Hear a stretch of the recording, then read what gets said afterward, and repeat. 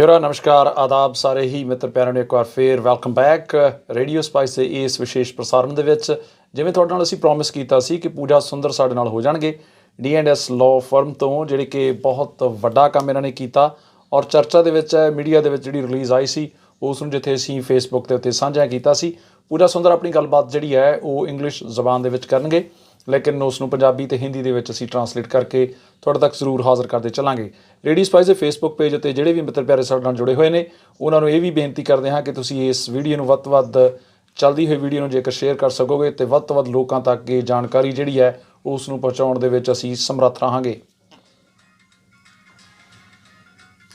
Welcome to the show, Pooja. Thank you so much. Thank you for coming all the way from North Shore. Absolutely, anything. Excellent. So, Pooja ji, when actually we're talking about immigration policies, it's been very, very hard since October 2019, I would say.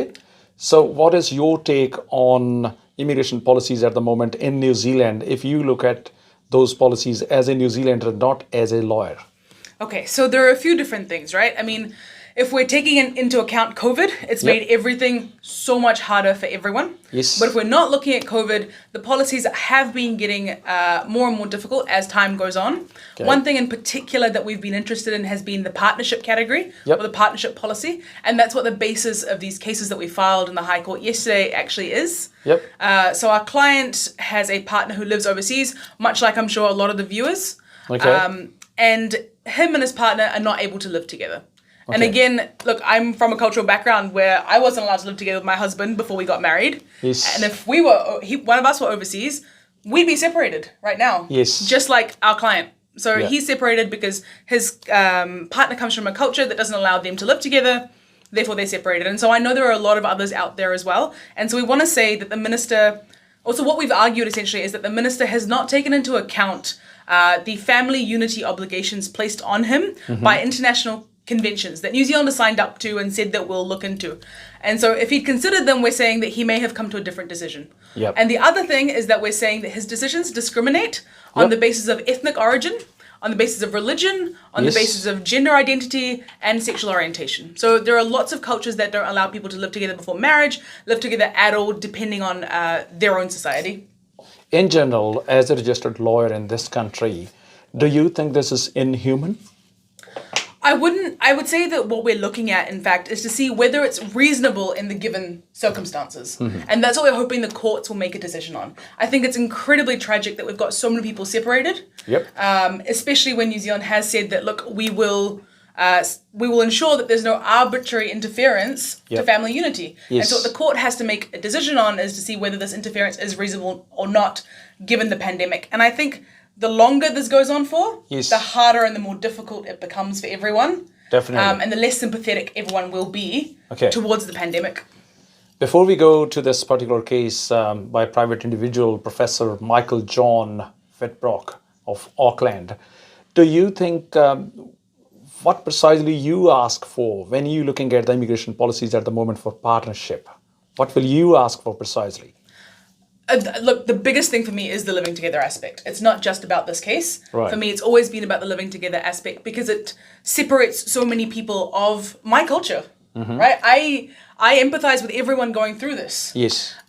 It's my culture and other cultures similar to ours that mean that we're not allowed to live together. And that's just how it is. It's not wrong. It's not right. It's just different cultures are different.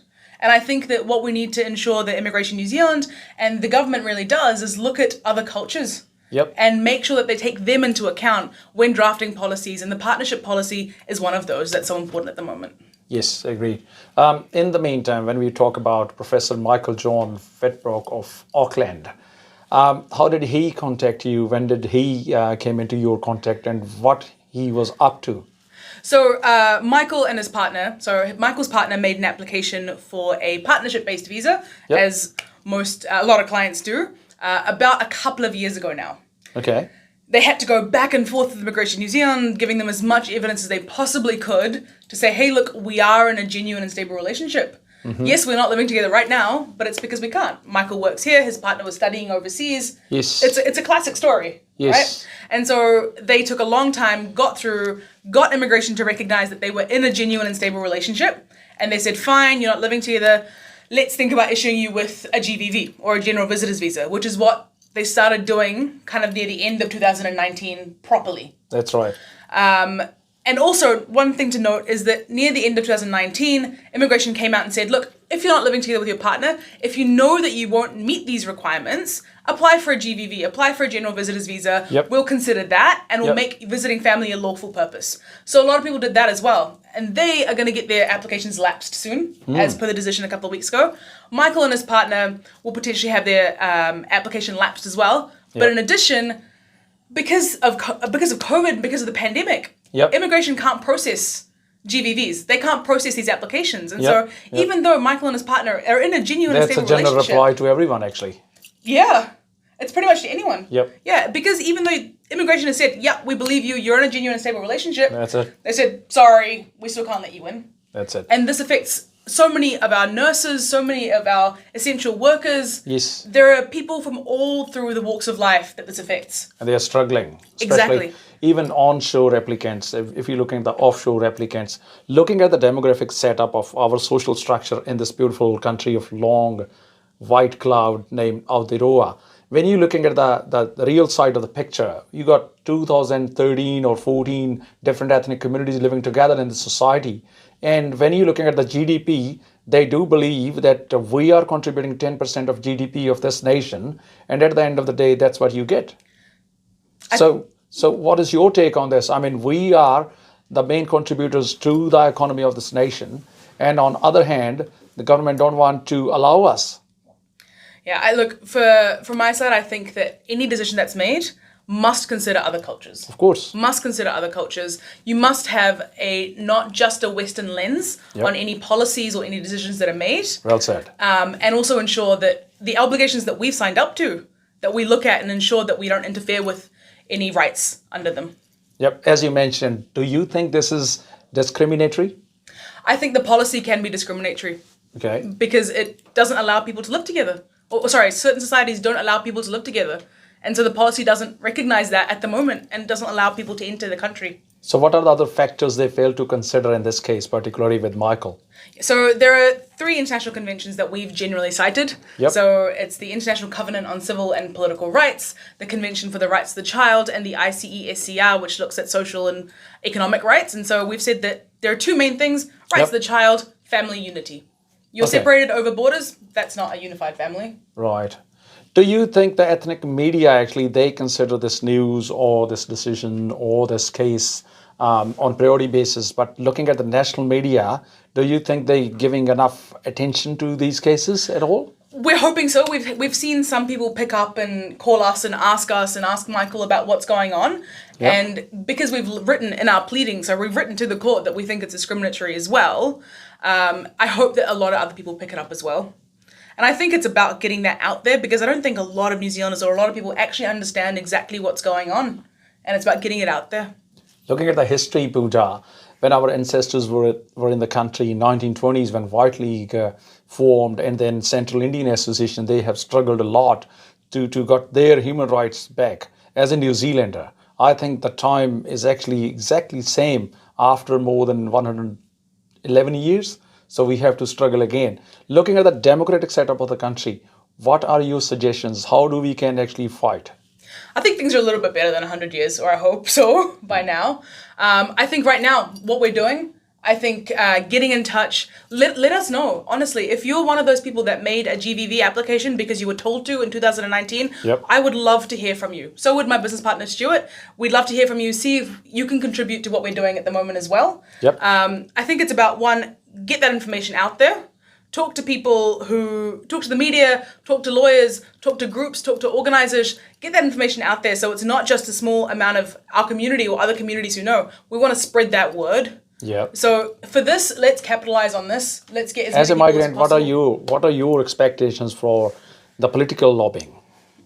I think just a fair process, a really fair process. And again, I come back to everything ensuring that you look at other cultures. That is my basic of everything. Right. Cultures are different. Even if you lobby politically, I would like the people that we talk to Yes. to consider what we're saying. Yep. And that we come from a different mindset and to consider that mindset. It's about stepping out of a potentially Western perspective and putting themselves into someone else's shoes. Definitely. And I think that's the basis of everything. Would you like to provide your details if someone want to contact you? Yeah, so look, we've got a website, dslaw.nz. My name is Pooja, so Pooja at dslaw.nz. Otherwise, Stuart at dslaw.nz, and my number is 029 122 5070. So get in touch if you've had, especially if you've applied for a GVV because INZ told you to in 2019. We'd love to hear from you because that's going to get lapsed soon, and we'd love to do something about it. Talk to you some other time, but in the meantime, wish you all the best, particularly looking at this case. This is brilliant effort, and keep up good work. Thank you so much for your time, and thank you so much for having me. Excellent ਦੋਸਤੋ, ਇਹ ਸਨ ਪੂਜਾ ਸੁੰਦਰ ਜਿਹੜੇ ਕਿ ਆਲ ਦਾ ਵੇ north ਸ਼ੋਰ ਤੋਂ ਸਾਡੇ studio ਦੇ ਵਿੱਚ ਚੱਲ ਕੇ ਆਏ।